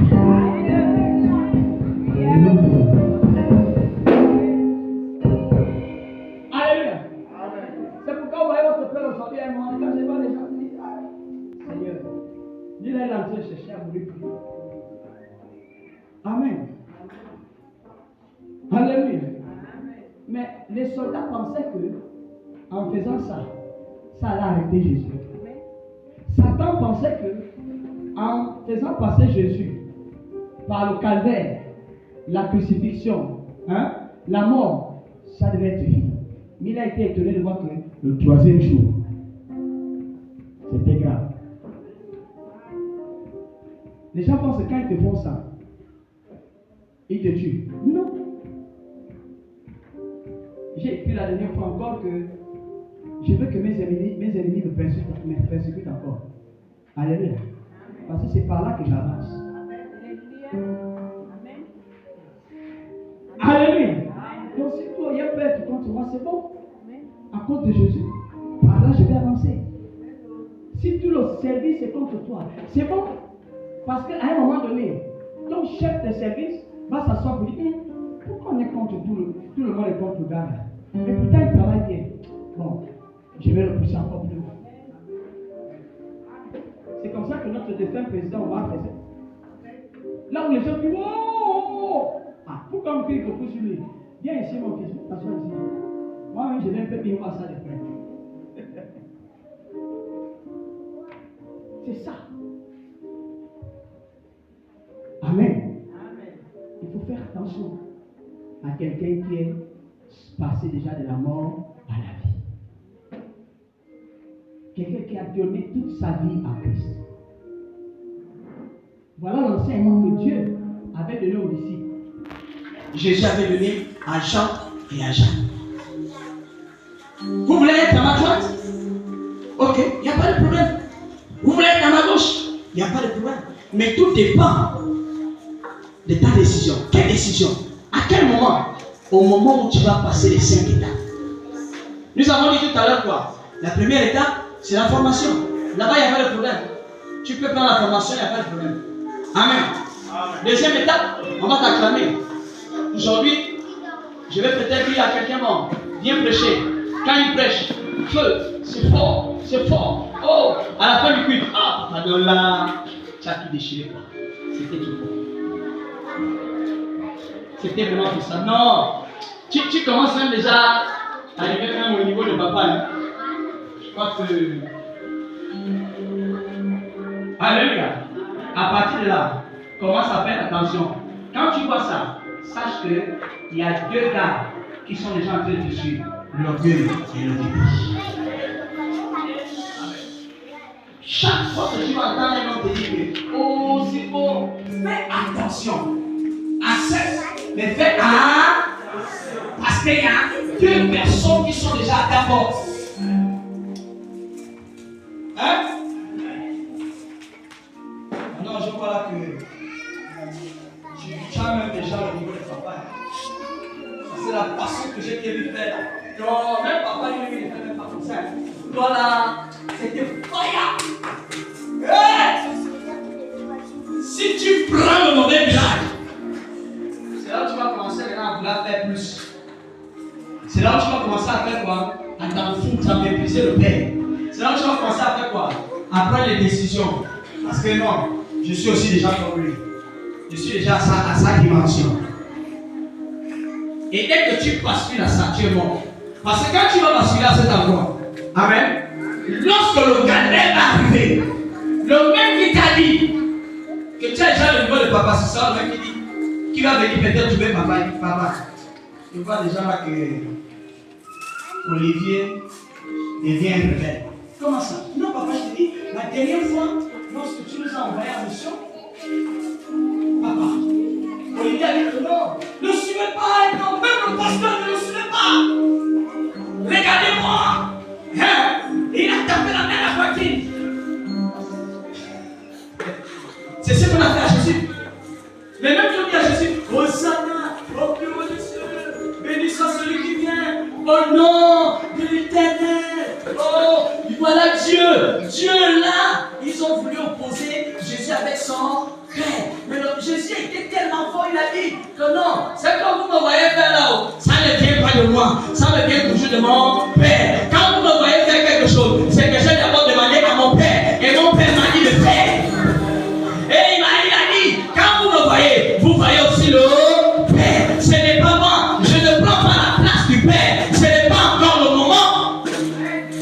C'est quand Jésus est sorti de la tombe, la Bible dit, il est monté au ciel. Et aujourd'hui, il est assis à la droite de Dieu le Père. Lui, il va juger les vivants et les morts. Et il dit, voici, vous genoux fléchis, et tous de la confesse que Jésus est Seigneur. À partir d'aujourd'hui, toute langue va confesser que Jésus est Seigneur.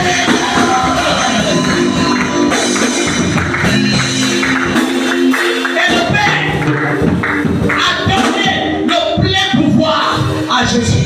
Et il a dit, à partir d'aujourd'hui, quand on dit seulement le nom de Jésus, tu sautes. Car ce n'est plus au nom de Dieu. Parce que le Père a donné au Fils. On ne donne que l'héritage à un Fils. Je suis en train de parler à quelqu'un ici. On ne peut donner l'héritage qu'à un Fils. Un Fils qui honore le Père. Un Fils qui est soumis. Un Fils qui est au côté du Père. Qui voit comment le Père marche.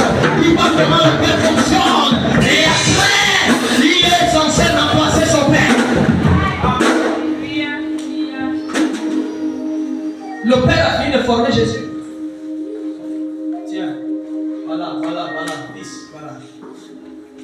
Alléluia. Quand tu iras sur terre, voilà. Et puis le Père est resté. Est-ce que je peux te scandaliser? Est-ce que tu sais que la dernière fois que Dieu avait parlé à Jésus, c'était au mont des Oliviers. De cette période jusqu'à la résurrection, Dieu n'a pu parler à son fils. Tu sais pourquoi? Quand il était au mont des Oliviers, quand il parlait de la foule, la Bible dit qu'il a fini de prier, et après, il a vu deux anges, Moïse et Abraham, avancer. La gloire de Dieu s'est manifestée sur son visage. C'est là où il avait parlé. C'était le dernier message du Père. Et après, le Père s'est tué. Tu vas arriver à un moment donné de ta vie, surtout dans la saison de calvaire, surtout dans la saison de la montagne, surtout dans la saison de la crucifixion, surtout dans la saison où on va te mettre des épines. Tu vas voir, Dieu va se taire. Pourquoi Dieu se tait? Parce qu'il t'a déjà formé. Il veut voir comment tu vas réagir face à l'alcool. Comment tu vas te comporter face à ce problème? Comment tu vas faire face aux injures? Comment tu vas faire face aux critiques? Comment tu vas faire face aux murmures? Face même à l'injustice? Comment vas-tu te comporter? Là où toi tu prends l'injustice, face à ça, comment tu vas te comporter? Dieu n'a plus parlé à son fils. Il ne lui a plus donné aucune orientation. Il est resté bouche bée, il est resté assis, il attendait seulement la décision de Gethsémane. La Gethsémane, c'est le lieu de la décision. Est-ce que j'accepte? Est-ce que je prends? Est-ce que je recule? Est-ce que j'abandonne? Est-ce que je jette? Est-ce que ça a Gethsémane? Jésus est parti demander conseil à son père. Il dit, papa, est-ce que je ne peux pas renoncer à ça? Est-ce que le père il n'a rien dit? Il est resté sur. Il dit, mon fils, c'est toi-même. Tu veux vivre la gloire de Dieu, non? Quand tu étais au ciel, je t'avais promis quoi? Que tu devais t'asseoir à ma droite, non? Tu vas juger les nations, non? Hein? C'est ce que tu m'as dit, non? Oui, papa. C'est ce que je t'ai dit. Non. Maintenant, le reste là. C'est toi, ça dépendra de toi. Si tu veux t'asseoir à la droite, ça dépendra de. Si tu fuis aussi, ça dépendra de. Si tu abandonnes, ça dépendra de. Donc ce n'est pas quelqu'un qui va te faire abandonner. Oh, c'est encore de maman Yolande que j'ai abandonné l'église. C'est encore de maman Yolande que j'ai jeté les portes. C'est encore de maman Yolande que j'ai démissionné. Non, c'est toi-même. Parce que quand tu es arrivé au stade du calvaire, quel est le choix que tu as pris? Quel est le choix? Quelle est la direction que tu as prise? Dieu lui-même, attends, si Dieu lui-même s'était avec son fils, à plus fort des autres et moi. Hein? Si Dieu lui-même, il a dit quoi? Nous sommes le bois quoi? Bois sec. Lui, il est bois vert, non? Ce qu'on a fait au bois vert. Mais pourquoi tu refais ça? Actuellement, c'est Jésus qui est assis sur le trône, non? Avec les 24 vieillards. Hein? Nous sommes les bois secs. Donc, il nous fait, pour qu'on arrive à cette dimension, on doit passer par ce que lui a vécu. Pourquoi on refuse de passer par là? Jésus a vécu les moments de gloire des hommes, où on a jeté des fleurs, on a même enlevé les habits, on a mis le tapis. Hein? Jésus a marché sur le tapis. Les mêmes qui l'ont fait marcher sur le tapis, le jour qu'ils voulaient encore marcher sur le tapis, ils ont arraché. Tu vas voir quelqu'un, la personne vient te dire, oh papa Roger, Dieu m'a dit d'acheter une télévision. Demain. Et c'est seulement de mal lui regarder. Bon d'ailleurs, moi je dis que moi notre affaire là, ça s'arrête ici. Et d'ailleurs la télé que je t'avais donnée là, je viens récupérer ça. C'est comme ça l'homme. L'homme est comme ça. L'homme te lève, il te rabaisse demain. L'homme te bénit, il te soude demain. L'homme t'honore, tu l'as honoré, tu l'as élevé, tu l'as lavé. Demain, il est la première personne avant ta unité. L'homme est comme ça.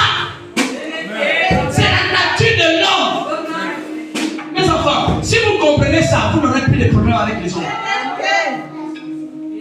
C'est pourquoi, le jour que l'autre t'est béni, prends. Le jour qu'il te maudit aussi, tu me seras le bouclier. Tu dis, je savais que tu allais arriver là-bas. Si tu comprends ça, tu n'auras plus les problèmes dans ta vie. Beaucoup les gens ont l'AVC pour rien. C'est toi-même qui vas avoir l'AVC. Oh non, oh, je ne savais pas. Mon cœur fait mal. Oh, le cœur me lâche. Je ne savais pas. Non, tout le monde pouvait me faire ça. Pas lui. Oh Seigneur, mon cœur, la tension est montée. Mais tu vas mourir. Et lui va rester en vie. C'est ça, non? Même Dieu lui-même, à un moment donné, il a regretté. La Bible ne dit pas ça dans Genèse. Hein? Il a dit quoi? Lui-même, Dieu lui-même a dit quoi? Dans Genèse, il a dit quoi? Il a parlé de ça plusieurs fois. La première fois, c'était dans le jardin. Lequel il a mis tout son cœur à Adam. Là où tu mets tout ton cœur, c'est là où tu vas mourir même. Il a mis tout son cœur à Adam. Quelqu'un dit que l'on fait ça. C'est-à-dire qu'il a pris son cœur. Il a mis dans Adam. Erreur. C'est à cause d'Adam et les hommes que Dieu a dit, malheur à l'homme qui se confie à l'homme. Quand il a mis Adam, le gars était tranquille. Hé, mon fils Adam. C'est sûr que même Dieu faisait la vanguardise dans le royaume. Il avait un enfant comme Adam. Mon fils Adam. Hey, mon fils Adam. Quand Adam est venu lui montrer que papa, moi là, je suis l'homme. Je ne suis pas divin. Je suis l'homme. Il a bouffé le fruit. Le père dit, je ne savais pas. Avec tout ce que je t'ai fait, Adam, qu'est-ce qui t'a manqué pour que tu me fasses ça? Qu'est-ce que je t'ai fait pour que tu arrives à ce stade? Et l'homme aime accuser les autres. L'homme n'aime pas reconnaître. L'homme cherche toujours les motifs. Adam a dit quoi? Seigneur, c'est pas moi. C'est la femme là. Donc, quand la femme a fait ça, toi tu as fait quoi? Qu'est-ce que tu as fait? C'est pourquoi j'aurais les gens. Tu croises quelqu'un, soit qui parle mal de l'église, ou bien qui parle mal d'un frère. Mais tu n'as pas réagi. Hein? Tu n'as pas réagi. Et après tu me dis, papa, non, parce que la seule agenda, tu vas te parler mal de l'église. Mais et toi tu as dit quoi? Amen. Par rapport à ça, tu as dit quoi? Tu n'as rien dit. Donc c'est pas la peine. Ça ne me fait avancer en aucun cas. Ça, je ne progresse pas spirituellement. Si tu viens me dire, papa, j'ai défendu l'église, j'ai défendu Jésus. Oh non, papa, j'ai failli même me battre avec la personne. On allait même jusqu'à la gendarmerie. Ok, mais la prière que je veux faire sur toi. Alléluia. L'homme s'arrête aux choses qui sont utiles. Et Dieu a dit, je regrette. C'est vrai quand Dieu dit à quelqu'un, je regrette. Je regrette d'avoir créé l'homme. L'homme m'a montré que ce n'est pas un spirituel. Il est comme la terre là où je l'ai ramassé. Alléluia. Dieu est obligé de chasser Adam. Il dit sors, pardon. Sinon tu vas me donner la laisser. Il faut faire sortir ces choses. Sinon tu vas mourir pour rien. Qu'est-ce que tu attends des hommes? Qu'est-ce que tu attends de la gloire des hommes? Alléluia. Avec Noé, c'était la même chose. Jusqu'à ce que Dieu ait exterminé tout un peu. Et il a enlevé Noé. Et quand Noé est sorti, les Noé ont encore fait les mêmes choses. Donc à la fin, il a commencé à dire, bon, est-ce que je vais passer toute une vie à effacer? Donc je comprends que l'homme restera toujours l'homme. Il dit, je vais mettre tout mon cœur chez l'homme. Parce que l'homme est comme ça. L'homme c'est un émotionniste.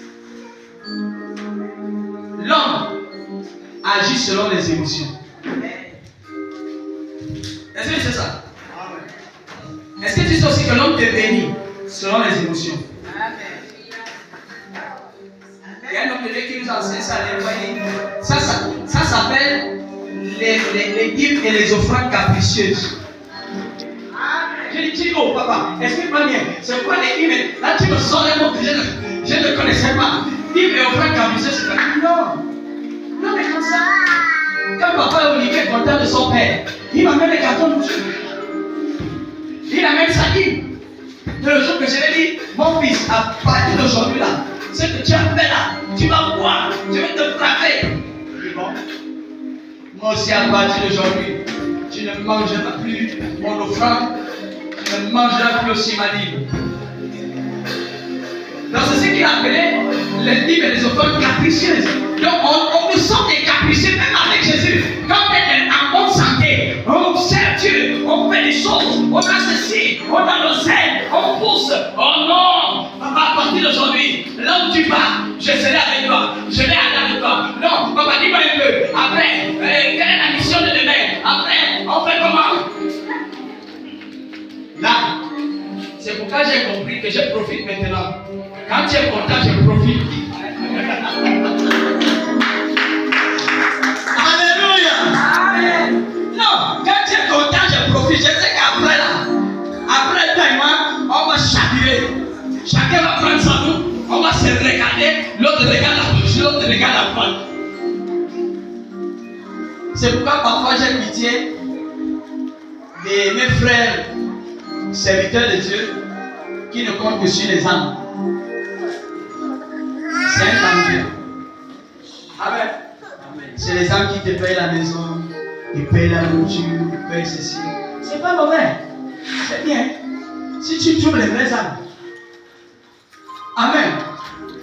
Mais si tu trouves la qualité là, je termine par ça. Un jour, il y a une de mes filles qui est venue. J'habitais à l'époque à ODH, ancien hôpital. Bon, j'étais tranquille pour moi, avec ma petite maisonnette, mon épouse et mon équipe nationale.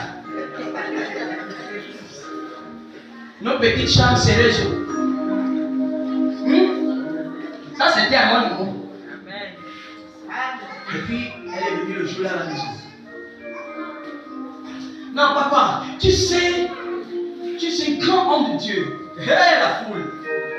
Elle dit, amen, ma fille. Tu sais, papa, la dimension que tu as là, ça ne mérite pas ici, papa. Tu mérites une maison quand on rentre. Je dis, oui. Un homme de calibre là. Je dis, ma fille, c'est ça. Elle dit, papa, bon, on va faire quelque chose. Cherche une maison à la dimension de ton onction. À l'époque. Parce que celle-là où je suis là, c'est plus à mon niveau. Ah ouais. Cherche une maison à ta dimension, papa. Maman aussi, c'est vrai. Niveau qu'on est là aussi, ça là aussi là. Et dès que tu trouves papa, tu me dis, je paye le loyer de la maison.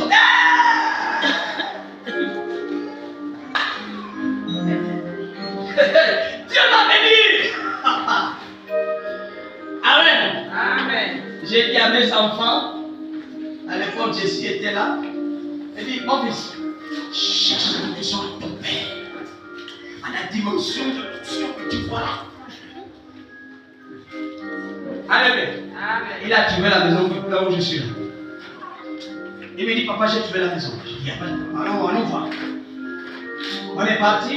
À cette époque, on payait 170 000. Sans charge. Amen. J'ai les cartes. J'ai dit, bon, je vais là-bas avec le ministre de l'Intérieur. Le ministre de l'Intérieur valide. Amen. Je suis parti avec maman. Maman a répondu. Et puis ça là, c'est mon cadre, c'est là-bas. C'est pas loin de l'école pour les enfants, c'est pas loin de l'église, c'est pas loin de la Djoumou pour faire le marché. Oh, c'est bien sûr. C'est bon, c'est mon cher, c'est bon. Ma fille, oui papa. C'est bon. C'est combien? 170 000 euros. C'est un petit problème. Donc papa ne mélange pas. Je dis, oh, maman, ça dépend de toi. C'est toi qui... Il dit, oh, même aujourd'hui, papa, il faut déjà rentrer dans ma gloire. Il dit, amène bien ma fille, que Dieu te bénisse. Déménagement. Il n'est pas payé. Elle me met à amener les voitures pour déménager. Là où elle allait ramasser les filles comme je ne sais pas. Déménagement. Oh, le pasteur déménage pour rentrer dans la maison de la gloire. Amen. Amen.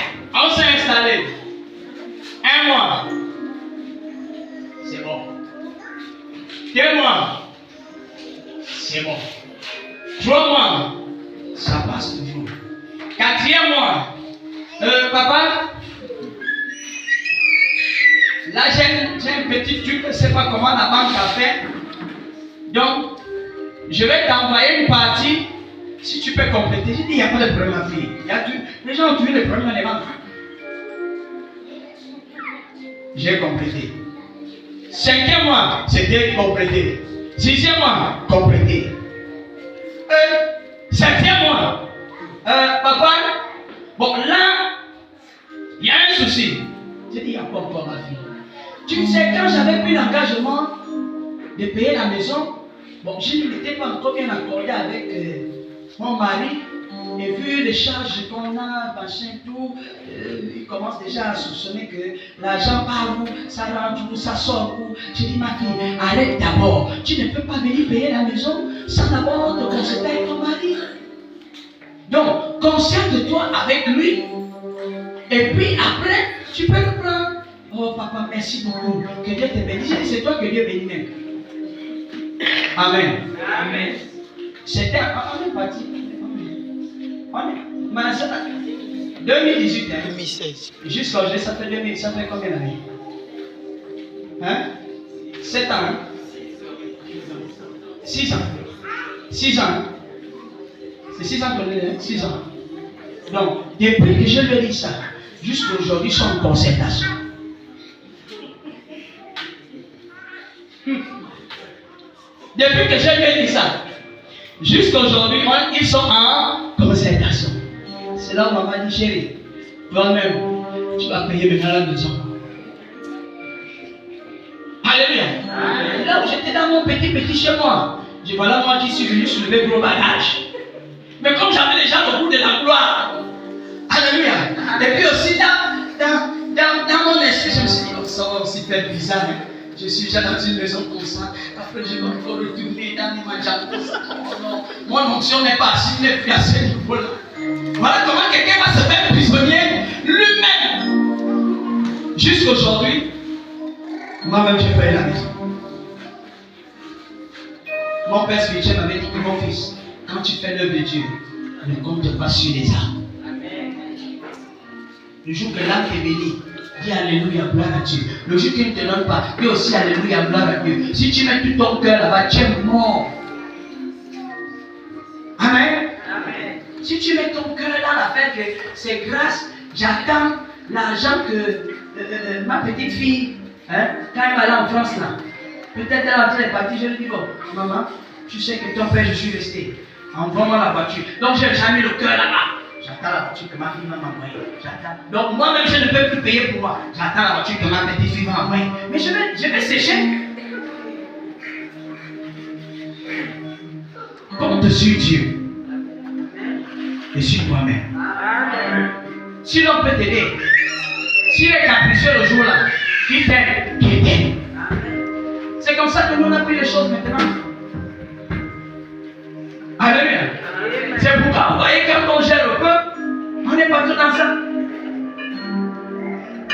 Le jour que la voiture qui s'est arrêtée chez moi, tu soulèves les cartons, tu mon projecteur. Je t'ai béni le jour là, gloire à Jésus, que Dieu te bénisse, que Dieu te remplisse, qu'il te remplisse à l'instant même parce que là tu es de bonne humeur, qu'il te remplisse. Mais le jour qu'une prédication va passer, parce que c'est les prédications qui gaspillent tout. Comme je suis en train de prêcher là, peut-être à quelqu'un le cœur fait mal. Et lui dans son cœur il dit bon, peut-être la projet, la semaine dernière, comment cette semaine-là, je dois aller faire une offrande à papa. Mais là où j'ai commandé, là, c'est fini.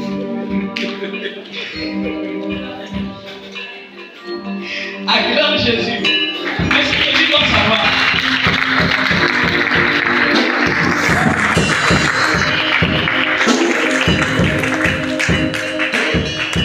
Tout ce que nous faisons avec mon cœur, c'est ce que Dieu veut.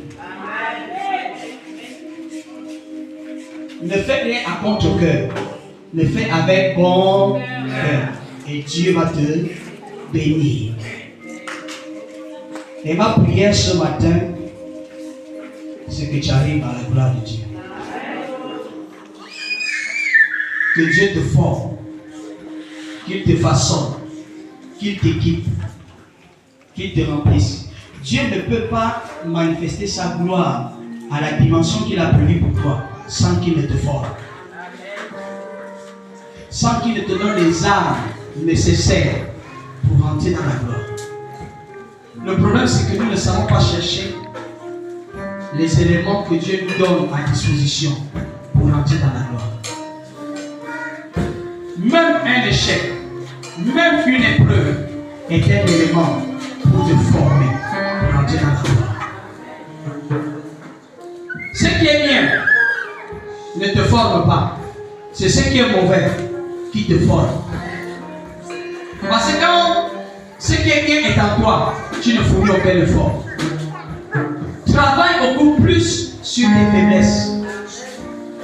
Ce que tu sais faire est déjà acquis.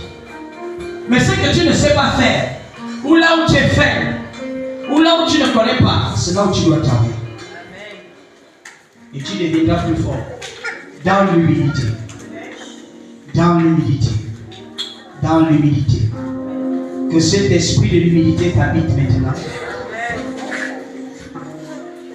Que l'esprit de l'humilité t'habite maintenant.